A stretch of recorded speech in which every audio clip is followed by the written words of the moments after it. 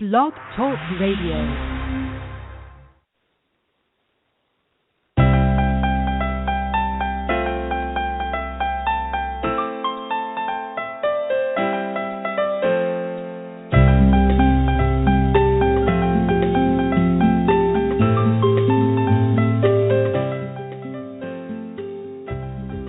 Hey everybody, it's your girl Cy Brown, and welcome to the Cy Brown Morning Show. Thank you so much, as always, for hanging out with me weekdays, early in the morning, getting your day started nice and fresh, right?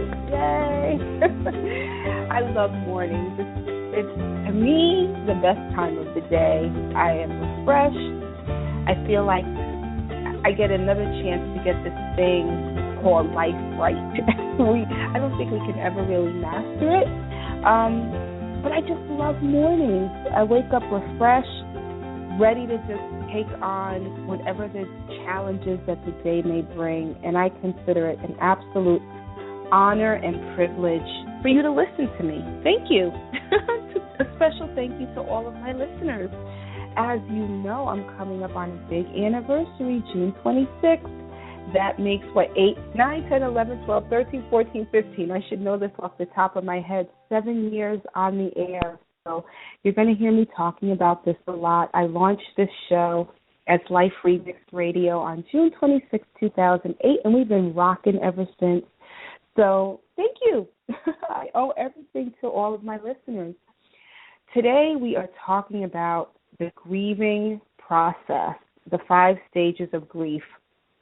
Many of you may have heard about the 5 stages of grief, but I was recently attending a health fair at a community college here in the New York area, and across, I had my whole Cy Brown table set up with all my books and my products and my merchandise, and right across from my table was the Mental Health Institute, I think it was, of New Jersey.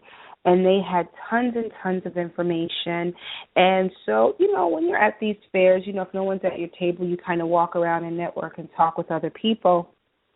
And one of the gentlemen at the mental health table and we started talking. And he shared that he wrote a book. He's going to come on the show sooner. We just have to, coordinate schedules.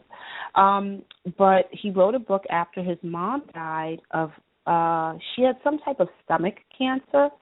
And so I shared with him, I said, well, yeah, my mom died from ovarian cancer in 2009. And he's like, my mom died in 2009. And I said, when did your mom die? He was like September, I think it was like September something. And I was like, well, my mom died August 22nd. And it was so weird that we were kind of talking about when our moms died, and I said, oh, my gosh, we were grieving at the exact same time. Mind you, this is a man I've known all of like 7 minutes. But it was so funny because in an instant we bonded, perfect strangers, have never seen him before. We bonded instantly over the loss of our moms. And he has his MSW, which is a Master's in Social Work, and he's going right now to become a licensed, I think it was a licensed LSW, so a licensed social worker, so he has to pass an exam. And he said he's going to focus his private practice on grief and loss. And we just shared the most amazing conversation just about grieving and loss and that whole process. And I said, again, the stranger who I've now known probably 11 minutes, that I should have gone to therapy. When my mom passed away, and I was there until the very end. I was there that last week of her life. I just, said I probably should have gone to some type of therapy, and I did not. And what I did was I was so devastated because I didn't think my mom was going to die. I'm like, she's going to pull through. They said her cancer was gone, and when that shit came back, sorry about that, but when it came back with a vengeance, and it took her right out. And I was there, and I just, looking back 6 years ago, I probably should have gone to some type of counseling or therapy, and I didn't. I buried myself in my work. I created a foundation, started raising money for ovarian cancer awareness, and that's how I dealt with it. But I think I still have unresolved issues. So we're talking, and then the issue of my son came up. And last year, one of my son's friends, a very dear friend, was murdered randomly right on Mother's Day. The most horrible thing. Great kid, just graduated from high school, 18 years old, lives with his mom, his dad, his two older brothers, was standing on a corner, and just these two losers just rolled up on him, robbed him, stole his cell phone and shot and killed him. And he died on his way to the hospital. And I remember at the funeral, like, my son went MIA, and I'm sitting there, with my husband. I'm like, well, where is he? My husband's like, I don't know. I'm like, what do you mean you don't know? He's a pallbearer. And, my son and a couple of his friends were pallbearers. I'm like, he's missing. Go find him. Because at this point, as a parent, you don't know what is on his mind. The whole church was packed, 400 and something people, easily, probably close to 500. The mayor was there. I mean, just this awesome kid. And I remember saying to some of the other parents, because our children, are late teens, early 20s, I said, we probably need to put them in some type of counseling or therapy. And a lot of the other parents, about 3 or 4 actually were like, you know what, Saideh, that sounds like a good idea. And I'm like, maybe we could send them together because this was just so unexpected, and we didn't do anything about it. Just the same way when my mom passed away, I didn't do anything about it. So it reignited the need for me to share the importance of resolving these issues that can linger and manifest itself in different ways, not properly dealt with. So I just felt led by the Holy Spirit to host a show on the 5 stages of grief. Now, I will share this. You can Google the 5 stages of grief. You can look it up.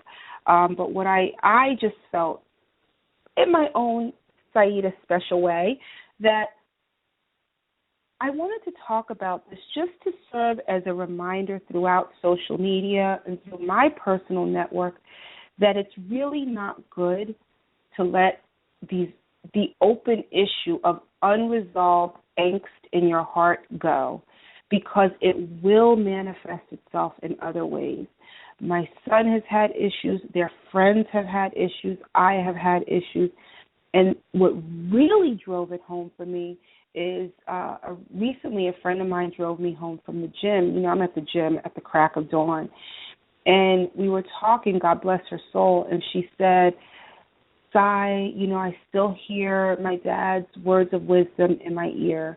And she's a dear friend, and I actually attended. That was the first Catholic funeral or mass I had ever attended in my life. So, y'all know I'm black. So when we go to a funeral, it's singing and shouting and jumping up and down and take me with you.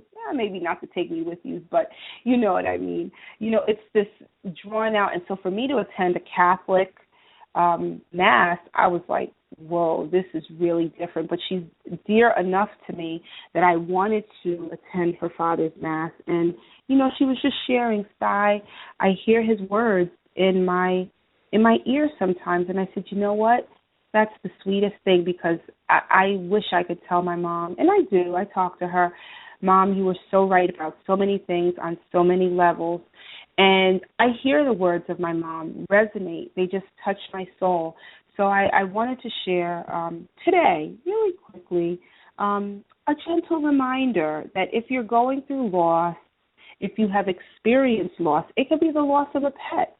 It could even be the loss of a job, to be quite frank with you. I'm talking about it from the perspective of a person, but it can be the loss of anything that causes your heart to be unsettled, the loss of a friendship, a lifelong friendship. People go in different ways. And so just accept my words for what they are. And the beautiful thing is that all of my shows are archived. So this show may not apply to you, but you know what? Stash it, download it, save it, because it may provide solace in a dark place at some point in the future. So just as a reminder, the 5 stages of grief. The first one is denial and isolation. And I remember when my mom passed away, she transitioned, we were all at the hospital, and I just became numb. And when I got back to her home, I fell asleep right on her sofa, and when I woke up, I just remember asking my husband, please tell me this was a dream. And he's like, no, it's real. I could not believe it. I was unable to process what I just witnessed and what actually happened. And so the first of the 5 stages of grief is the denial and isolation. It's a defense mechanism that buffers the immediate shock of what just happened. And so I had to come to the realization, Saideh, your mom is gone. And then at that point, I got angry. Why? You know, what did my mom do so horrible on this planet that she had to die the way she did? I became very angry. I was just mad. You know, it happened, you know, they say only the good die young, but I was just angry. And I wasn't ready. I didn't feel she was ready. She was only 55. And my anger wasn't directed at her. And honestly, my anger wasn't even directed at God. A lot of people direct their anger at God. I was just angry in general. I wasn't angry at people. I didn't lash out. But I was just like angry that it had to go down this way. And then I was like, you know what? She's gone. And then the rationale started setting in. And the third stage of grief is the bargaining. And I swear, the way this unfolds is the exact way it unfolded in my life. Started to say, well, maybe if I can do this, maybe if I can do that, maybe if I help raise awareness for ovarian cancer, it won't happen to somebody else. So, God, please, if I'm a good person, maybe I don't have to die that way. And I did actually live and walk through the bargaining process. The fourth stage of grief is depression, and I still don't feel I mourned. I kind of skipped over that. And again, this is just me, but that's when people start to stay in the bed, or they get clingy, or they lead into addiction, or the worry sets in, just with however depression manifests itself. And I can say gently it manifested in one way that I became obsessive about warning people, go get your vagina checked, go to the doctor. And perhaps that's one way that depression manifested itself in me, that I just became obsessed. I didn't become sullen and lay in the bed, but I really I needed to work through still what was going on. And the last stage of the 5 stages of grief is acceptance, and that's where I finally made it to. Saideh, your mom is gone, live through it, soak and bask in the glow of her memories, and carry on.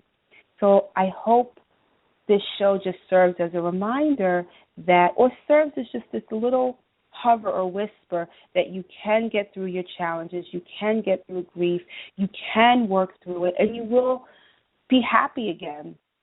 So to all of the people that I've spoken with recently in these last few days, this show is for you. This show is dedicated just for you. And to protect your privacy, I did not share your names, but you know that I love you in spirit and in truth. And I did my part to be a reminder to the huge world in which we live that you can survive, you can work through this, and there is sunlight and sunshine and happy memories on the other side.